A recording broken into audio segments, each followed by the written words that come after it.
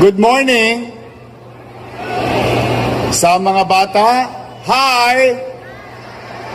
Hello! Oh, masarap ba yung your milk? Iniinom nyo araw-araw?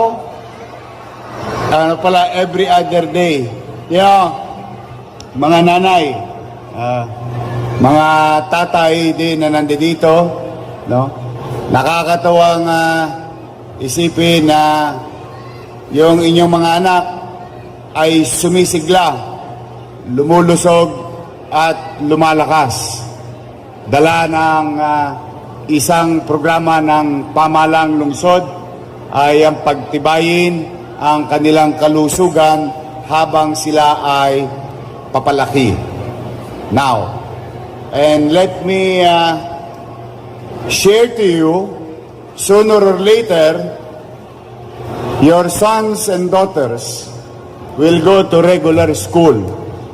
Kinder, grade 1. Ayan na yung mga unang pupuntahan ng mga anak ninyo. Now, matanong ko lang ang mga magulang na nandito at lolo't lola na excited lagi sa apo nila. Gusto nyo bang ituloy natin yung nutrition program ng lungsod ng Maynila? Gusto nyo bang ituloy natin yung sariwang gatas para sa mga anak natin? Rest assured, with the success that we got from this program, ayon sa mga pag-aaral ng mga espesyalista, no, na nagdudulot ito ng magandang kalusugan sa inyong anak, ang inyong lingkod about a month ago, and the school board, we already approved to widen our reach in providing nutrition to our children in the city of Manila. Come June, may bagong sets of kids na papasok sa daycare, may papasok sa kinder, at may papasok sa grade 1. Pumanatag kayo, mga nanay, mga tatay, from 21,651 kids, your kids, we will make it and reach 60,000 plus students in our city by June this year.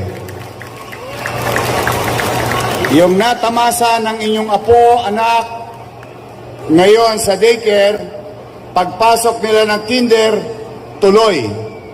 At yung mga grade 1, kasama. So daycare, kinder, and grade 1. Amounting to more than 60,000 students, MWF, 90 days will be receiving nutrition or supplemental nutrition sa atin dito sa lungsod ng Maynila. Yan ay isa sa mga programa ng inyong lungsod na kung saan ako mismo ang nakabasa ng isang pag-aaral ng mga dalubhasa sa ating bansa through national government that stunting of growth ng mga bata sa buong Pilipinas ay lumalawak. Kaya immediately when I read and share it to our nutritionist in the city, and they said it's true. So that's why immediately, kahit wala tayong kapera-pera nung mga nagdaang buwan, ay talagang nagsubi ako, nagtabi ako, naghanap ako ng pera to address this. And the best way to surgically address this is by providing milk. Yung iba sa inyo dito, taas nga ang kamay ng